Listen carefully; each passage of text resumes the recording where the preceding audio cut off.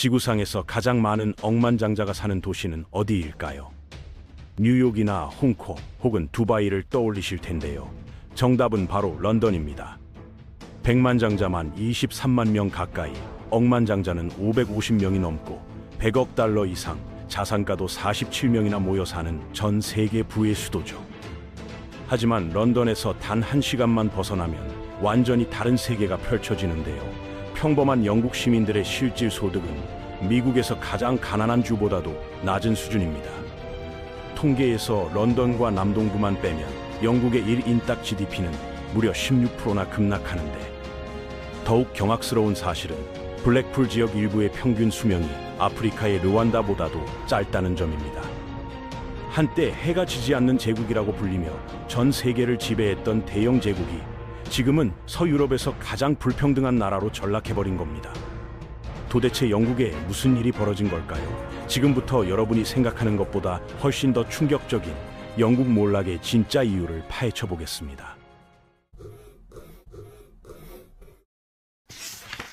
이 모든 변화의 시작점을 찾아 거슬러 올라가면 1979년 한 여성의 결정에 다다르게 됩니다. 바로 마가렛 대처 총리인데요. 당시 영국이 직면한 최대 과제는 통제 불능 상태의 인플레이션이었습니다.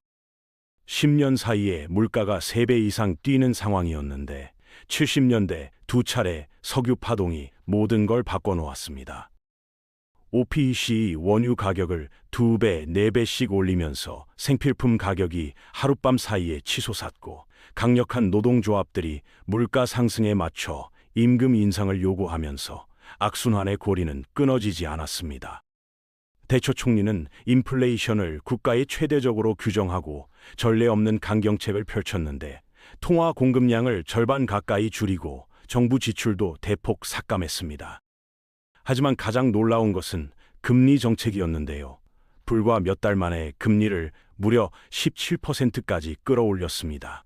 이는 영국 역사상 전례 없는 수준이었는데, 초강경 정책의 목표는 명확했습니다. 차입 비용을 극도로 높여서 돈의 흐름을 막고 인플레이션을 잡겠다는 것이었죠. 결과는 즉각적으로 나타났는데, 파운드화가 강세를 보이면서 영국 제품들이 해외에서 경쟁력을 잃게 됐고, 높은 차입 비용 때문에 국내 기업들은 극심한 어려움을 겪게 됩니다. 제조업체들은 투자는커녕 사업 확장도 불가능했고, 많은 경우 문을 닫아야만 했는데, 대처 정부는 공공부문 빚을 절반 이하로 줄이는 동시에 경기 침체 상황에서 상상하기 어려운 일을 단행합니다. 바로 세금을 인상한 겁니다. 실업자가 200만 명을 넘어섰고 매달 10만 명 이상 새로운 실업자가 쏟아지고 있었는데도 말이죠.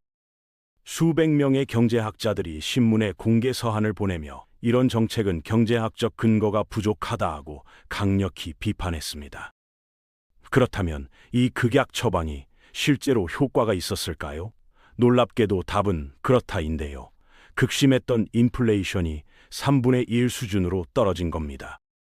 하지만 그 대가는 상상을 초월할 정도로 엄청났습니다. 고금리와 강한 파운드, 그리고 정부 지출 축소가 결합되면서 영국 전역의 제조업 도시들을 완전히 초토화시켰는데요. 영국의 산업 기반이 심각하게 훼손되면서 지역 간 불균형이 본격적으로 시작됐습니다. 1980년대 중반까지 영국 북부와 스코틀랜드, 웨일스의 실업률은 모두 15%를 넘어섰는데, 흥미롭게도 런던과 남동부는 10% 미만을 유지했습니다. 왜 런던만 이렇게 다른 결과를 보였을까요? 그 답은 대처 여사가 추진한 빅뱅이라는 규제 완화 프로그램에 있었는데, 런던을 세계적인 금융 허브로 탈바꿈시키겠다는 명확한 비전 아래 규제를 대폭 완화했습니다. 고정 수수료 제도를 없애고 외환 통제도 폐지했으며, 외국인 투자를 적극 유치하고 전자거래를 장려한 결과는 폭발적이었습니다. 국제은행들이 런던에 수천억 원을 쏟아부었고 1,600명이 넘는 새로운 백만장자가 탄생했는데요. 표면적으로 보면 영국은 전반적인 부흥을 경험한 것처럼 보입니다. 대처 집권 초기와 비교해 퇴임할 때 GDP는 30% 이상 증가했고 1인당 소득도 28% 늘어났으니까요. 성공 스토리처럼 들리죠? 하지만 이런 수치들은 전체 상황을 제대로 반영하지 못했는데, 불평등 증가율이 무려 42%에 달했기 때문입니다. 소득 증가보다 불평등이 더 빠르게 늘어났다는 뜻인데요. 영국이 더 부유해졌음에도 불구하고 불평등은 오히려 더욱 심화된 겁니다. 숫자를 더 자세히 들여다보면 진실이 명확해지는데 제조업이 GDP에서 차지하는 비중이 절반 가까이 줄어들었고 제조업 일자리는 무려 42%나 감소했습니다. 전체적인 GDP는 실제로 증가했지만 런던에 살지 않는 사람들에게는 이런 성장이 전혀 체감되지 않았는데 서비스업이 성장했지만 영국 경제 재구조화로 인해 다른 산업들은 급속히 쇠퇴했기 때문입니다. 그렇다면 제조업과 서비스업의 차이는 정확히 무엇일까요? 고용 창출 효과를 비교해보면 그 차이가 극명하게 드러나는데 작은 부품 공장 하나를 세우면 100명을 직접 고용할 수 있고 철강, 전기, 운송 등 관련 분야에서 300개의 추가 일자리를 만들어낼 수 있습니다. 은행업의 경우 직접 일자리 100개당 간접 일자리가 200개 정도 생성되는데 철강 제조업은 직접 일자리 100개당 간접 일자리가 거의 1000개에 가깝게 생성됩니다. 비율로 따지면 거의 10배 차이인 셈인데요. 금융 서비스업을 전체적으로 살펴보면 이 비율이 4배 정도로 나쁘지 않은 수준이지만 다른 제조업과 비교하면 실제로는 동일하다고 볼 수 없습니다.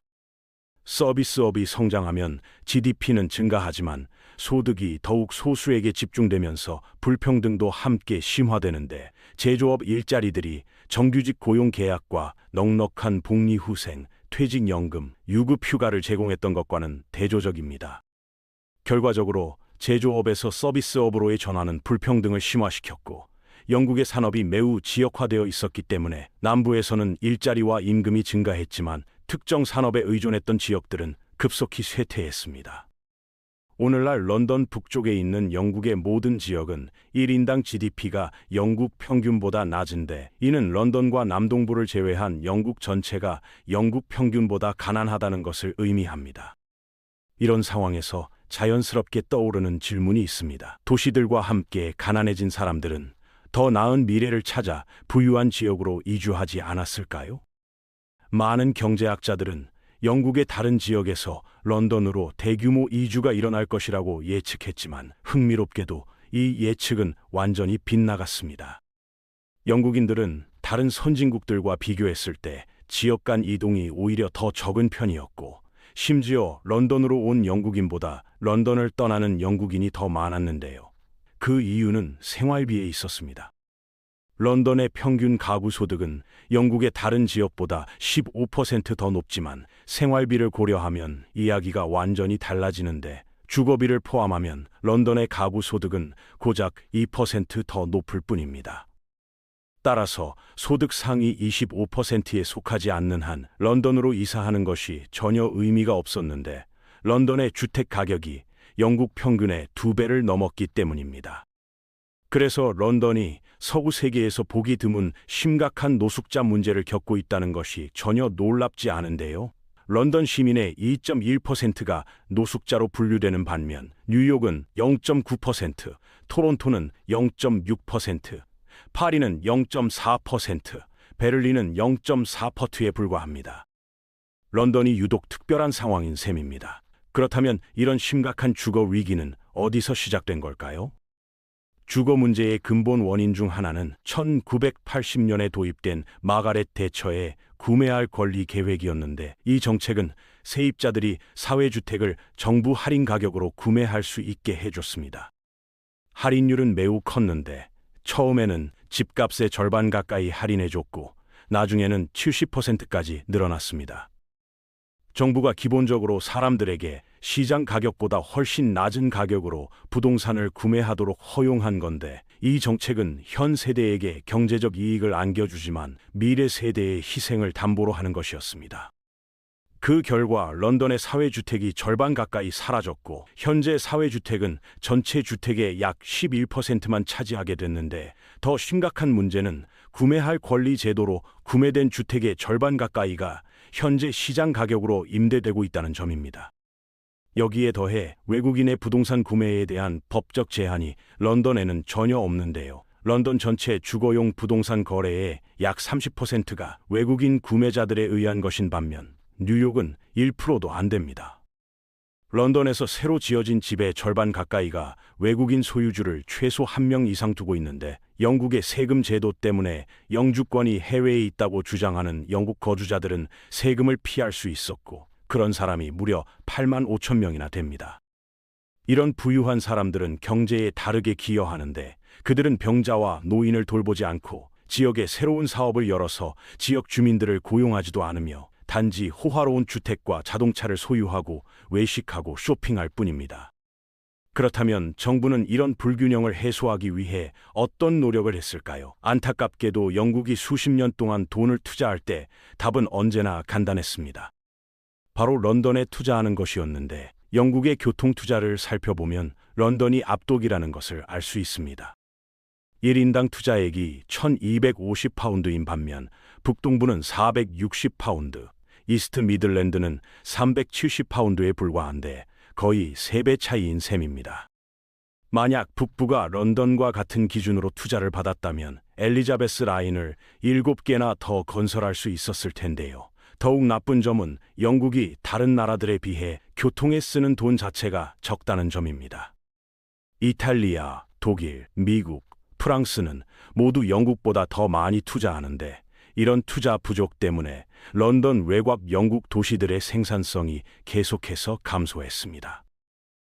영국은 서유럽에서 거의 유일하게 도시 규모와 경제적 생산성 사이에 강한 상관관계가 없는 나라인데 취약한 인프라가 이런 현상의 주요 원인입니다. 연구 개발 분야를 살펴봐도 상황은 마찬가지인데 정부가 영국 북부의 1인당 연구 개발에 쓰는 돈은 런던의 3분의 1 수준에 불과합니다. 이렇게 해서 강화의 순환고리가 형성되는데 더 많은 연구 개발은 런던 기업들의 더 빠른 성장을 의미하고 이는 다시 더 많은 민간 자본이 연구 개발에 더 많은 돈을 쏟아붓게 만듭니다. 독일의 가난한 지역들은 더 많은 공공 연구개발 지원을 받지만 영국에서는 상황이 정반대인데요. 지원이 가장 필요한 곳들은 잔해만 남게 되었고 영국의 연구개발 정책은 불평등을 해소하기는커녕 오히려 악화시켰습니다. 런던은 더 많은 정부 지원을 받았고 영국의 다른 지역들은 보조금을 덜 받았는데 간단히 말해서 런던 밖의 기업들은 점점 뒤처지고 있다는 겁니다. 이렇게 해서 한때 번영했던 나라가 번영하는 도시 하나만 남긴 채 국가의 잔재로 남게 되었습니다. 토니 블레어가 만화경이 흔들렸다고 말한 적이 있었는데 20년이 지난 후에도 재정비된 것은 항상 런던 근처에 있던 영국뿐이었습니다. 영국은 여전히 부유하고 권력과 명예를 가지고 있지만 그것이 템스강을 따라 몇 평방 마일에 집중되어 있는데 다른 사람들에게는 제국이 더 이상 존재하지 않고 공장들은 사라졌으며 미래는 점점 더 암울해지고 있습니다. 1979년 한 여성의 극약 처방이 인플레이션을 잡았지만 그 과정에서 한 나라를 두 개로 쪼개놓았습니다. 하나는 억만장자들의 천국이고 하나는 버려진 땅인데 이것이 바로 오늘날 영국의 진짜 모습입니다.